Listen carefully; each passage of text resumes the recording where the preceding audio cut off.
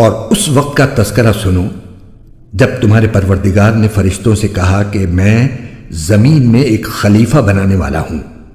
وہ کہنے لگے کیا آپ زمین میں ایسی مخلوق پیدا کریں گے جو اس میں فساد مچائے اور خون خرابہ کرے؟ حالانکہ ہم آپ کی تسبیح اور حمد و تقدیس میں لگے ہوئے ہیں۔ اللہ نے کہا میں وہ باتیں جانتا ہوں جو تم نہیں جانتے۔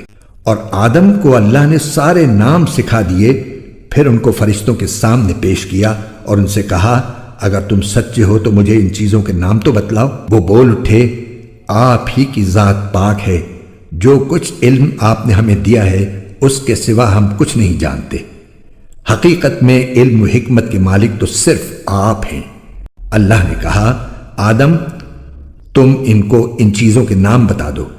چنانچہ جب اس نے ان کے نام ان کو بتا دیے تو اللہ نے فرشتوں سے کہا کیا میں نے تم سے نہیں کہا تھا کہ میں آسمانوں اور زمین کے بھید جانتا ہوں، اور جو کچھ تم ظاہر کرتے ہو اور جو کچھ تم چھپاتے ہو مجھے اس سب کا علم ہے۔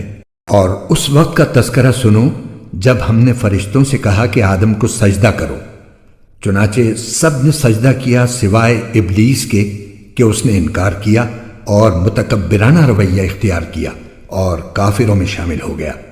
اور ہم نے کہا آدم تم اور تمہاری بیوی جنت میں رہو اور اس میں سے جہاں سے چاہو جی بھر کے کھاؤ، مگر اس درخت کے پاس بھی مت جانا ورنہ تم ظالموں میں شمار ہوگے۔ پھر ہوا یہ کہ شیطان نے ان دونوں کو وہاں سے ڈگمگا دیا اور جس عیش میں وہ تھے اس سے انہیں نکال کر رہا، اور ہم نے آدم ان کی بیوی اور ابلیس سے کہا اب تم سب یہاں سے اتر جاؤ، تم ایک دوسرے کے دشمن ہوگے اور تمہارے لیے ایک مدت تک زمین میں ٹھہرنا اور کسی قدر فائدہ اٹھانا طے کر دیا گیا ہے۔